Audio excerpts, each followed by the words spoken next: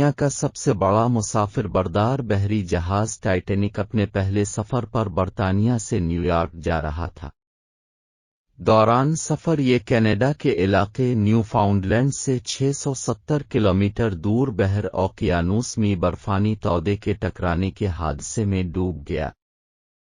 اس جہاز میں تقریباً 2200 افراد سوار تھے، جن میں سے 1500 سمندر کی گہرائیوں میں ڈوب گئے۔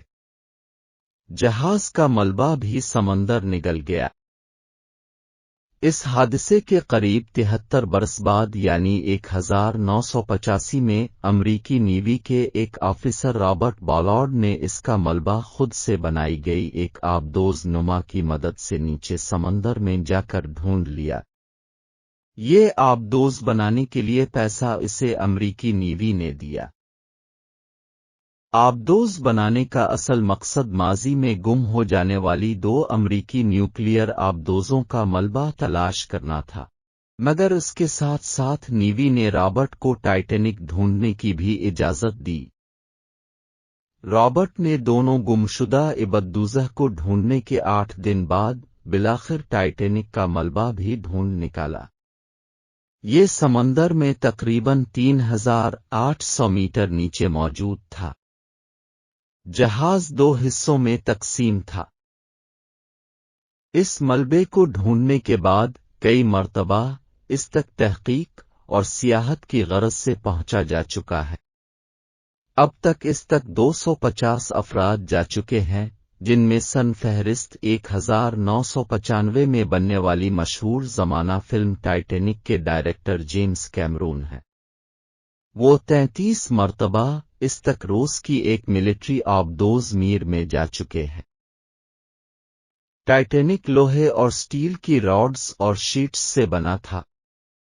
اس قدر سمندر کی گہرائی میں ہر طرف تاریکی میں ڈوبا ٹائٹینک کا بدقسمت جہاز، جو اب بھی اپنی بنیادی شکل میں موجود ہے اور اس میں اب بھی مسافروں کے استعمال کی اشیاء پڑی ہے۔ جہاز کا عرصہ اب بھی دیکھا جا سکتا ہے، مگر ایسا کیوں؟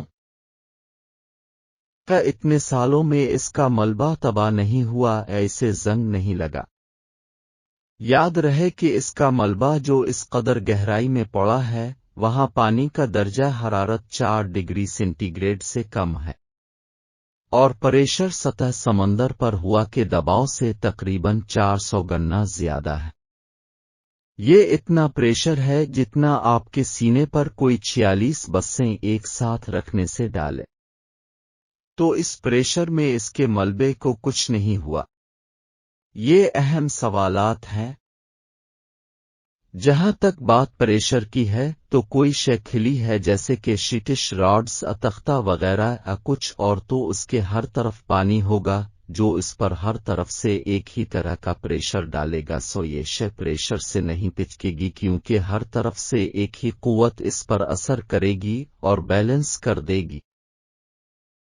ٹائٹینک کا ملبہ پانی سے بھرا ہوا ہے، سو پانی اس کے اندر باہر ہر طرف ہے۔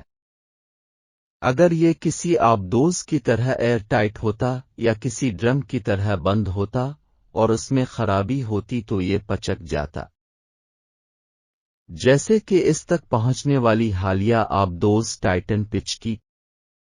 تاہم ایسا نہیں کہ پانی کے دباؤ سے اس کے کوئی فرق نہیں پڑ رہا۔ اگر لوہا زنگ کے باعث کمزور ہوگا تو پریشر تلے رہ کر یہ وقت کے ساتھ ساتھ ٹوٹ پھوٹ جائے گا۔ تو کیا ٹائٹینک کو زنگ لگ رہا ہے؟ اس سے پہلے یہ جانتے لوہے کو زنگ لگنا دراصل ہوتا کیا ہے اور اس کے لگنے کے لیے کیا درکار ہے۔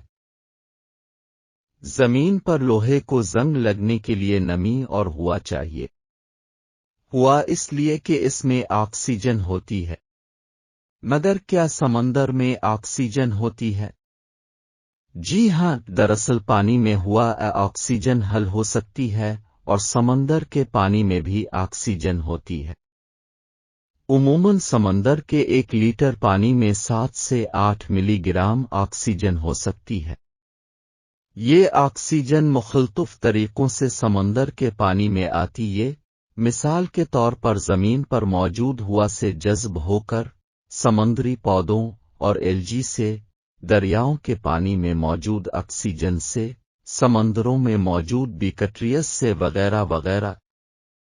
سمندروں میں موجود جانور جیسے کہ مچھلیاں اپنے گل پیڑوہے سے پانی میں حل شدہ آکسیجن کو نکال کر سانس لیتی ہیں۔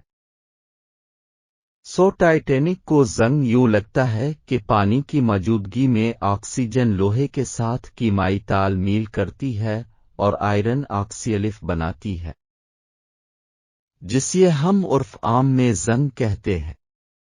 اگر لوہا ایسے پانی میں ہو جہاں نمکیات زیادہ ہوں تو اسے تیزی سے زنگ لگے گا، کیونکہ نمکیات کیٹلسٹ کا کام کرتی، یعنی نمکیات کے باعث لوہے اور آکسیجن کم توانائی خرچ کر کے آئرن آکسائڈ یا زنگ بنا سکتے ہیں۔ ٹائٹینک کو زنگ تو لگ ہی رہا ہے، تاہم شومئی قسمت کے زنگ زدہ ٹائٹینک کو بیکٹیریا بھی کھا رہے ہیں۔ جی ہاں، آپ نے صحیح سنا۔ ملیے ہالومونس ٹائٹینیسی، جن کا نام بھی ٹائٹینک کی مناسبت سے رکھا گیا ہے، انہیں 2010 میں کینیڈا اور اسپین کے سائنسدانوں نے ٹائٹینک کے ملبے سے لائے گئے زنگ کے نمونوں پر ڈی این اے کے تجزیے سے دریافت کیا۔ یہ بیکٹیریا دراصل زنگ کھاتے ہیں اور نتیجے میں ٹائٹینک کا بھورا بن جاتا ہے۔ اس بیکٹیریا کی مختلف اقسام کالونیوں کی صورت ٹائٹینک کے ملبے پر پائی جاتی ہے۔ یہ ٹائٹینک کے ملک ریاض ہیں، جس تیزی سے پاکستان کی اشرافیہ ملک کو کھا رہی ہے، اسی تیزی سے یہ بیکٹیریا زنگ زدہ ٹائٹینک کو کھا رہی ہے۔ ان بیکٹیریاز کو دریافت کرنے والی ٹیم کا خیال ہے کہ ٹائٹینک کا ملبہ 2030 تک ان بیکٹیریاز کی نظر ہو کر ریزہ ریزہ ہو جائے گا۔